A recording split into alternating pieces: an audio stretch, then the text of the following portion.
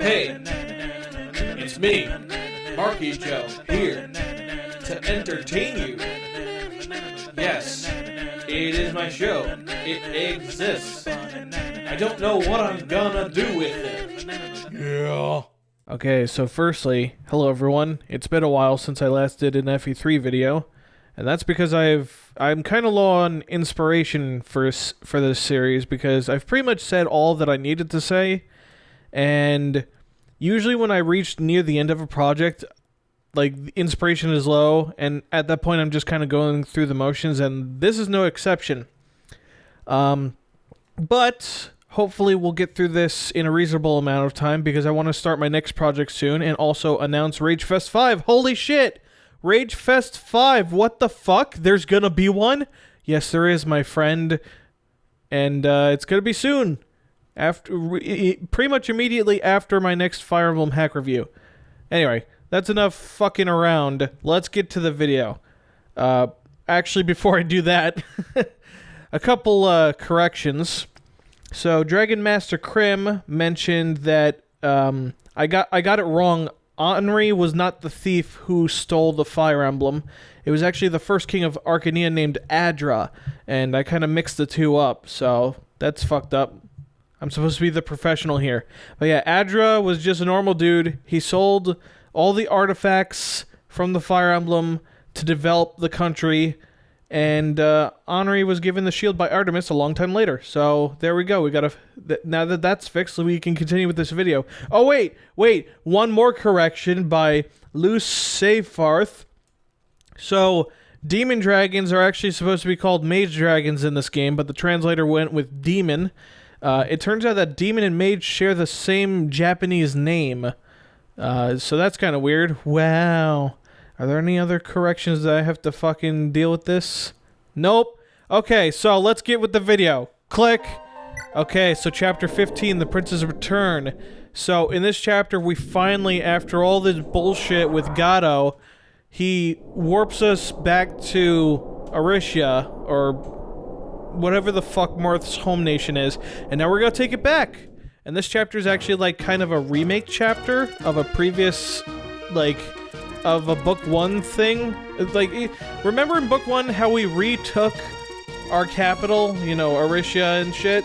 Well, we're doing it again here, and it's the exact same map, but with some slight twists.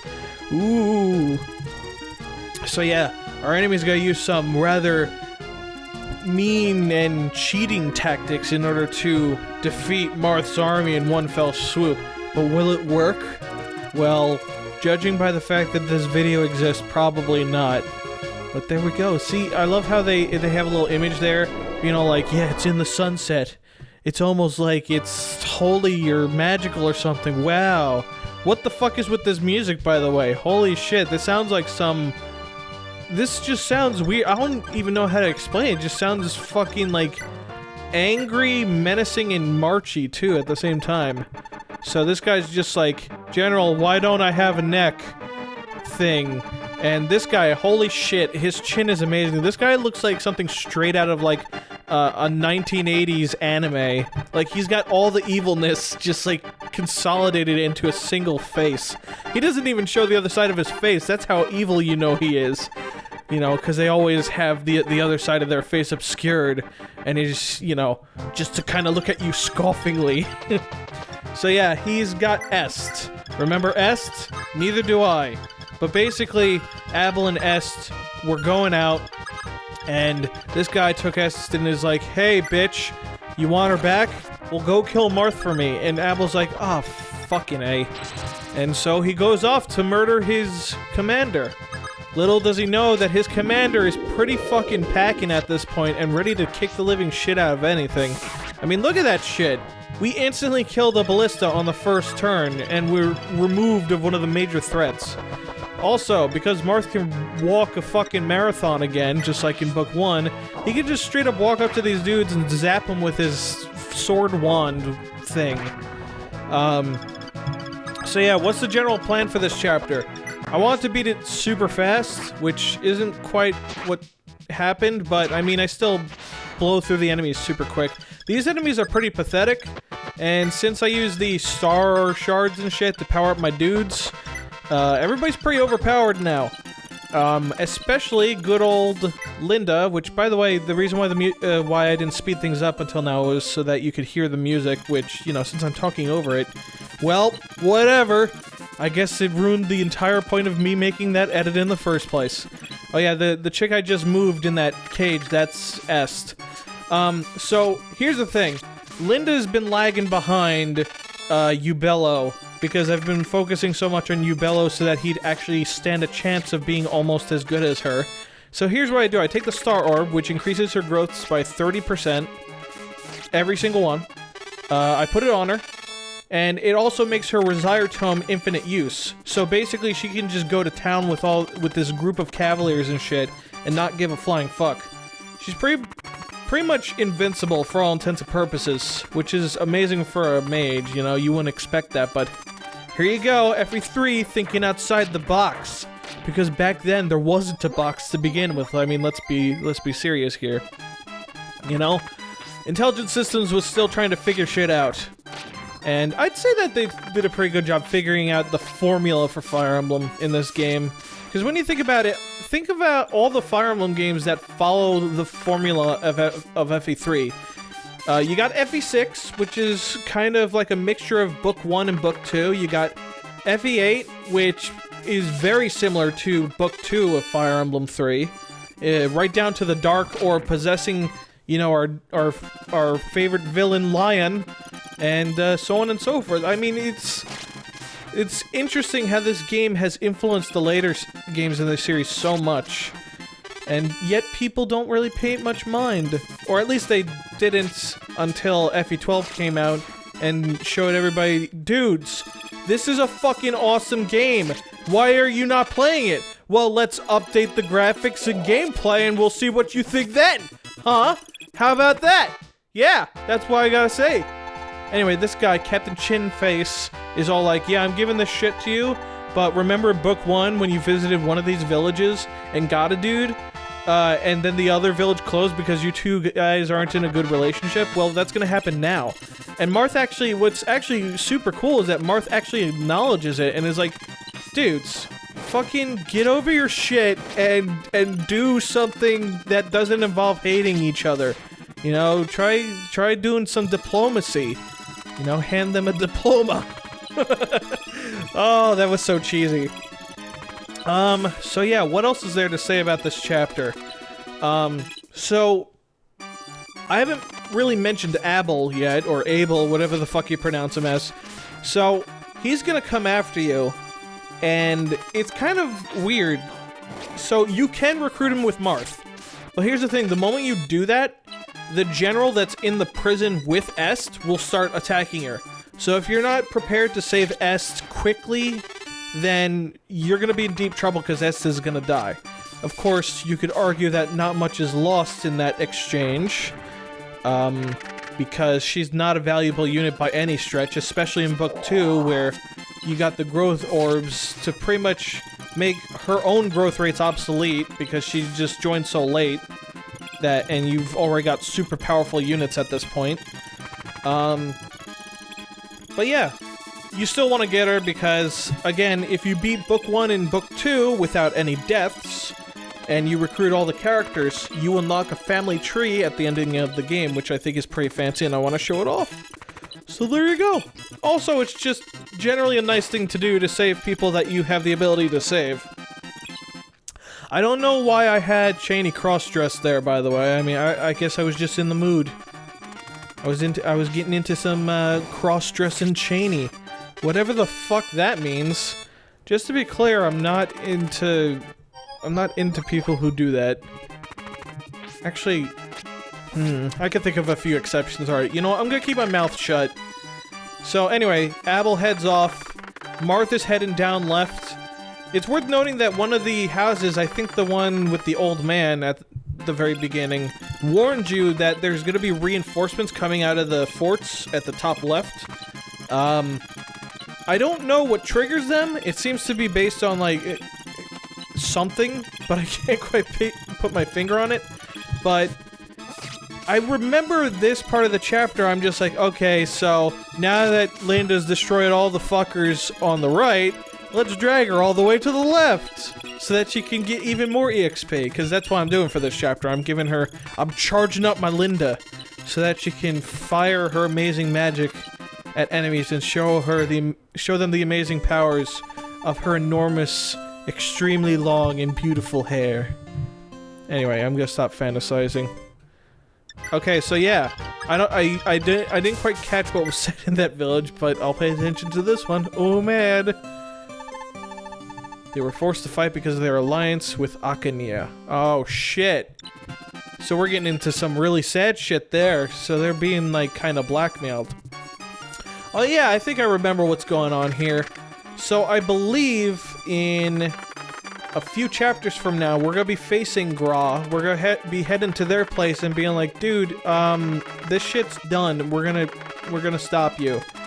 And that dialogue actually becomes significant later, because the leader of Gra doesn't want to fight you, and she wants to figure out like what kind of man you are to see if you fight her soldiers or not. And since her soldiers are piss weak anyway, you don't want to bother killing them. But by not doing such, you are able to recruit her, as well as a rather powerful mercenary dude that joins alongside her, and he has like one of the coolest lines in the game. But I guess we'll get into that later. For now, enjoy some more Linda destruction, as if we didn't see enough of that in book 1, you know? So yeah, for the first time ever, I think, we managed to get some use out of that fucking unlock staff. Oh boy. Yumina. She really isn't a very good healer, but I wanted to train her up just to be different, you know? I've played through this game a couple times, and each time I like to find new units to break the living shit out of. And something that I realized is that out of all the units in this game, healers are actually kind of difficult to make broken. Because, like, yes, you can look at Fina or Cheney, and they both strike you as joke characters, right? Well, or at least characters that are not meant for combat. But at least they can equip 4, like, orbs in their inventory. But the thing with healers is that staves already take up inventory space. So if you want to have plenty of staff options like Physic and Mend and whatnot, you actually have to sacrifice space that you would otherwise use for the orbs. So it actually becomes very difficult to train up healers, and that's actually kind of sad, because I don't think anybody in their entire fucking life of ever playing this game has ever considered training up one of the, like, healers like Malaysia or Yumina into, like, a super unit. At least, certainly not Yumina. Maybe Malaysia, because I'm sure that there are a couple people that, like, think she's cute and want to train her up to be a super waifu.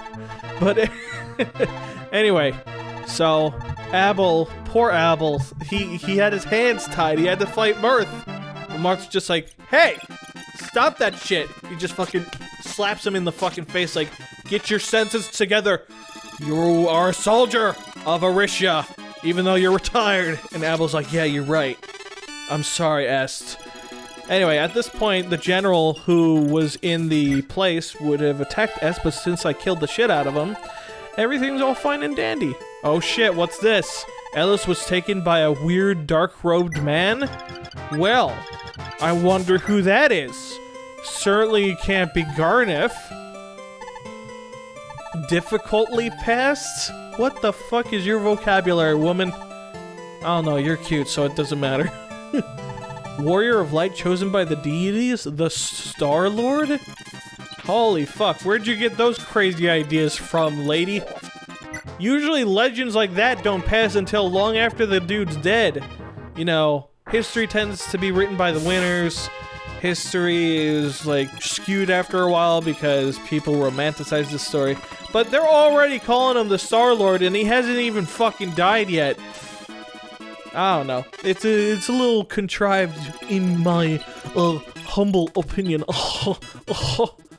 So yeah, what else happens in this chapter? Holy shit! I maybe should have considered cutting some of this shit out. Also, why are those reinforcements called Thief? That's weird. Weird, sorry. So, what else do we gotta look forward to with this playthrough? Well, we're gonna be seeing Astria again. Spoiler alert, that guy who chased us out of our own country. I think we're gonna be seeing him next chapter. And as I mentioned in the previous video, or one of the previous videos, you can recruit him with George to get him on your side, and it's actually one of the more interesting conversations in the game. Unfortunately, this time around when we go inside Marth's castle, we do not come across a Moses. So, no biblical jokes this time. I guess I'll have to come up with new material. Oh, damn. Self-deprecating humor. Mark, you're so edgy. Ooh. Ooh. My vagina's getting wet. Anyway, nearby are enemy spies. They will come from the force. Yeah, oh, okay, so that's the dude who tells you about it. I thought there was another dude, like, at the beginning, who was an old dude who, like, warned about the same thing, but I guess I was wrong. So, anyway, from this place, I think I just get a bunch of silver weapons because I want to charge my laser for all of my units, but not a whole lot, it appears. Anyway, Tiki continues to sneeze on the boss, and the boss just ain't having it. Like, he needs, like, a super huge napkin if he wants to get all that disgusting stuff off of his face. Ugh. Alright, you know, I don't like talking about mucus. That's, it's always made me queasy to, like, think about. Like, it's literally probably one of the grossest things in existence. In fact, I'm gonna stop talking about it, so fuck that. So, anyway, back to our nice little adventure. More thieves arrive, and I'm running out of content to say, so how about that? This is why I wanted to take a hiatus, guys. This is why! Ooh. Okay, so yeah, Linda, destroying more dudes. What else do I gotta talk about? So, you may have thought that at this point we've gotten past all the shitty chapters in the game, but you would be unfortunately wrong, because there is, I believe, one more chapter in this game that is absolutely fucking garbage. And I do believe it is the chapter where we go fight Gra's capital and, like, take their capital and shit. The one where you have to keep the soldiers alive. This chapter fucking sucks. I'm gonna talk about it in advance now because I don't have any material for the current chapter, so just bear with me. So get this, it's a revisited chapter from book 1, where you're in this castle that's like halfway inside and halfway outside. There are enemies that won't attack you that are Gra, or Grunia. I can't fucking tell the difference, honestly, but one of the two. They don't attack you, they're shitty. If you attack them, they fucking die to a single poke of Marth's rapier. And there are actual enemies that you gotta fight. Now, basically what this all amounts to is don't kill certain enemies that won't attack you. So, like, because the enemies won't even attack you, there's basically... The only challenge you get is by checking to see what enemy it is that you're considering beating the shit out of. There's no actual challenge to it, and it's just fucking boring-ass chapter. And, like, the enemies don't really do much in the entire chapter. Like, this chapter, you can at least say, is very dynamic. There's a lot of stuff going on in it. But that chapter, it's fucking tedious. It's definitely, like, I definitely rank it, like, maybe number 4 or 5. It's definitely in the top 5 worst chapters in this game. I can only presume that the remake fixed up the chapter. I haven't gotten up to that part. Believe it or not, in FE12, I'm on this chapter. So how about that? We got some parallels! Ooh! I'm getting a little too fucking excited over this shit. But, well, who cares? Anyway, so we're just about to finish things up. And, it's funny to see that Malaysia is, like, the only one who still hasn't been promoted. And I also noticed that in one of the inventories of the characters, namely Fina, she has the Reblow staff. Insert sexual comments here. I don't fucking know. Whatever. Oh, Tiki got a Yuv. My Akinia army could be defeated. Alright, what the fuck is that? That's a malformed sentence. My army could be defeated? Shouldn't you say, like, how? How was I defeated? Or something like that. That makes a lot more sense. Or, how was my army defeated? You know, just something straight out of fucking Star Fox 64, you know? Anyway, I think that's it for the chapter, so let's just wrap it up. Oh shit, Marth's back in his pad, or his crib as some people now call it. Anyway, yeah, so Jagan's just like, yeah dude, Arisha's been waiting a really long time for you to come back because, criminy, it has been fucking rotten apples over here. Everybody's praising you and being like, you know, you shouldn't be hard on yourself, Marth, for leaving and not being able to save them before because, you know, you had no choice. They kicked you out super hard, the enemy, and now you're back to save their asses, like you always do. It's like your profession at this point. I need someone to review my FE hack. He needs to be someone who won't cut me slack. It's Monkey Joe, he's arrived from his golden chariot, and down he walks the road browsing. What the hell, you got Monkey Joe?